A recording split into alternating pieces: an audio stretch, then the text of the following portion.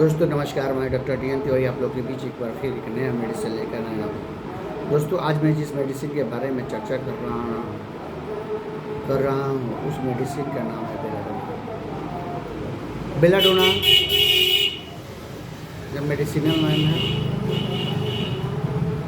इसको botanical name जो होता है यह एक डेडली नाइट सीड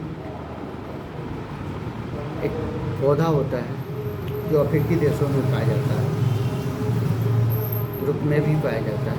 उसी के बीज से, फूल से और बीज से यह दवा तैयार किया जाता है। डेडली नाइट सीड से ही पता चलता है कि यह एक बहुत ही डेडली का मतलब मौत होता है, नाइट मतलब रात्रि, सीड मैंने बीज होता है। डेडली नाइट सीड इसके नाम से जाना जाता है, यानी कि रात का मौत कई मैंने ऐसे मेडिसिनल ये नाम हो गया, उसका मैंने ये बोटानिकल नाम हो गया। ये पौधा है जो कि अफ्रीकी देशों में पाया जाता है। तो ये बहुत ही पॉइजनस पौधा होता है। इसके बीज इतने पॉइजनस होते हैं कि इसके जीभ पर रखते ही आदमी की मृत्यु हो जाती है, और इसी से यह दवा तैयार किया जाता है। भारत में इसको जो है बेलाडोना के नाम से जाना जाता है, और इसकी पौधा जो है भारत में हिमालयी क्षेत्रों में पाया जाता है, बलूचिस्तान के पहाड़ियों में पाया जाता है, अफगानिस्तान में पाया जाता है, और हिमालय के तराई क्षेत्रों में यह पौधा पाया जाता है। इसका बीज जो होता है जामुन के समान होता है, और जो काफ़ी ही जहरीला होता है, और इसी से यह दवा तैयार किया जाता है। तो इस दवा का कुछ विशेष लक्षण है जो हम लोग आप लोग के पीछे शेयर करने जा रहे हैं। हेनिमैन साहब ने जितने भी दवा अपने रीजन में, हेनिमैन साहब वह व्यक्ति हैं जिन्होंने हेमियोपैथ को दुनिया से अवगत कराया, दुनिया को बताया, इस प्राचीन पद्धति को दुनिया के सामने लाया, जिसकी वजह से उनको फादर ऑफ हेमियोपैथ कहा जाता है। तो उन्होंने पहली बार इस मेडिसिन का, इस औषधीय पौधे का मेडिसिनल गुण इतनी अच्छी तरह से व्याख्या किया, इतनी अच्छे से उन्होंने प्रूव किया, इसके गुणों के, इसके लक्षणों को जो है, जितनी भी उनके अपने जीवन में औषधि का परीक्षण किया, उनमें सबसे बेहतरीन परीक्षणों में से एक ये भी था बेलाडोना, जिसको डेडली नाइट सीड का कहा जाता है।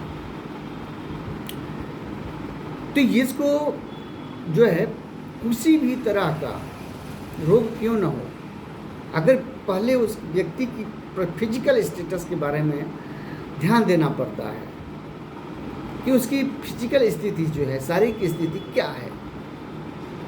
तो बेलाडोना का जो रोगी होता है, जो शारीरिक रूप से काफ़ी हिष्ट पुष्ट पहलवान स्टाइल में दिखाई देने वाला व्यक्ति रोगी होता है, जो शारीरिक रूप से इतना तंदुरुस्त दिखाई देगा जिसको लगेगा, आप देखकर आप कह सकते हैं कि इसको कोई रोग नहीं हो सकता है, वैसे रोगियों पर यह दवा बहुत ही कारगर पाया गया है।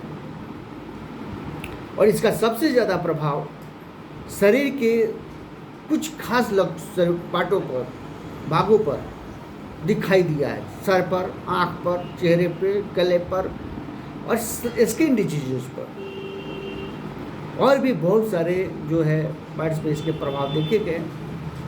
लेकिन इसके जो सबसे ज़्यादा प्रभाव जो देखा गया, वो देखा गया कि शरीर पर इसका ज़्यादा प्रभाव देखा गया। जो व्यक्ति सर दर्द से परेशान रहता हो, सर दर्द से इतना परेशान रहता है कि उसको सर को दर्द की वजह से माथे को बांधना पड़ता है, और बांधने पर उसको आराम मिलता है।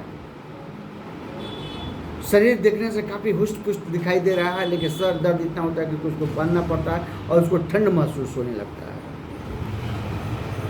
और सर बांधने से सर का दर्द और ठंड लगना दोनों कम होने लगता है। उस कंडीशन में यह सिम्टम जब मिलता है तो उस कंडीशन में यह दवा बहुत अच्छा काम करता है। किसी व्यक्ति को बुखार हो, वैसा व्यक्ति जो शारीरिक रूप से काफ़ी तंदुरुस्त हो और उसको बुखार हुआ, बुखार 102, 103, 104 चला जाता हो, और जब इतना जलता है तो उसका चेहरा तमतमा जाता है, राड एकदम पूरा लाल सुर्ख हो जाता है चेहरा, बुखार की वजह से जलन छूने पर लगेगा कि अगर आप छू रहे हैं, हम छू रहे हैं, तो उसका हमारा जलन अपने हाथ में इतना होता है कि हटाने के बाद भी दर्द महसूस होता है, और चेहरा एकदम टमटमाया रहता है, लाल हुआ रहता है, और आँख लाल सुर्ख हुआ जो दिखाई देता है। उस कंडीशन में अगर हम दवा देते हैं तो वो या इस टाइप का बुखार वो तुरंत डाउन करता है, खत्म करता है। दूसरा, बुखार की अवस्था में जो रोगी होता है वो काफ़ी बेचैन होता है, किसी को छूने देना पसंद नहीं करता है, किसी का बात उसको अच्छा नहीं लगता है, और उसकी दिमाग जो है बेचैन रहता है, अस्थिर, दिमागी रूप से वो अस्थिर नहीं रह सकता, तरह तरह की बेचैनी बरबरना शुरू कर देता है, इतनी बेचैनी रहती है। तो उस कंडीशन में यह दवा बहुत अच्छा कार्य करता है। शरीर में कहीं घाव हो जाए, पूरा फुंसी हो जाए और पूरा रेड दिखाई देता हो, तमतमा आया हो एकदम रेड, और इतना उस रेड हो और इतना सूजन हो, शरीर सूज गया हो घाव से, लेकिन जब आप छूना कोशिश करेंगे, डॉक्टर जब छूने की कोशिश करता है तो पेशेंट जो है घाव को छूने नहीं देता है, तो तकलीफ से या घाव के चलन से छूने नहीं देता है। उस कंडीशन में यह दवा बहुत अच्छा काम करता है। बहुत तरह उस तरह के जो किसी को पूरा फुंसी हो जाता है तो अक्सर जो है रोगी भागकर एलोपैथ की तरफ जाता है, और एलोपैथ में जाते ही डॉक्टर कहता है कि इसकी सर्जरी करना पड़ेगा, इसको ऑपरेशन करना पड़ेगा, इसको फाड़ना पड़ेगा। वहाँ पर यह दवा हेम्योपैथ के द्वारा विदाउट सर्जरी, विदाउट फाड़े ठीक किया जाता है, ठीक हो जाता है, और बहुत जल्द ठीक होता है। एक क्लिनिकल एक्सपीरियंस मैं बता रहा हूँ। अगला है लक्षण है बेलाडोना के रोगी जो होता है, बच्चे जो है देखने से हुष्ट पुष्ट रखेंगे, भूख प्यास उनको जो नहीं लगेगी, तकलीफ उनके शरीर में इतनी रहेगी कि वो अपने तकलीफ से चिड़चिड़े स्वभाव के हो जाएंगे, उनकी मस्तिष्क स्थिति जो है बेचैनी, एकदम पागलों की तरह व्यवहार करने लगते हैं। वहाँ पर यह दवा बहुत अच्छा काम करते हैं। बहुत सारी स्त्रियों के विवाह, आजकल जो आधुनिक युग जमाना है, इसमें अक्सर जो शादी विवाह आजकल बच्चे हों या बच्चियाँ हों, स्त्री हो या पुरुष, दोनों की शादियाँ लेट समय से हो रही हैं। शादी करने का उम्र जो है 30 प्लस हो जा रहा है। तो 30 प्लस की उम्र में जो औरतें प्रेग्नेंस होती हैं, प्रेगनेंसी ग्रहण करती हैं, प्रेग्नेंट होती हैं, तो उनको प्रेगनेंसी इशू करने में काफ़ी तकलीफ होती है। जब जाकर प्रेगनेंसी इशू के लिए जब वो डॉक्टर के पास जाती हैं तो डॉक्टर उसको सीधे कहता है कि बिना ऑपरेशन किए हुए जो है बच्चा नहीं होगा,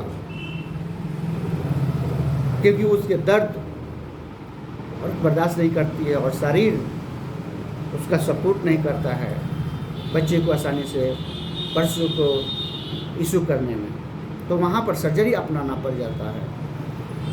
तो अगर इस तरह की कंडीशन हो, जिसकी उम्र जिस स्त्रियों की, लड़कियों की शादी लेट से होती हो, जिनकी उम्र 30 प्लस हो और उनकी प्रथम प्रेगनेंसी हो, तो प्रेगनेंसी इशू होने के 2-3 माह पहले अगर हम प्रति वीक इस दवा का सेवन करते हैं या देते हैं, तो प्रसव जो है, उनकी डिलीवरी जो है बहुत आसानी से हो जाएगी, सर्जरी की ज़रूरत नहीं पड़ेगी।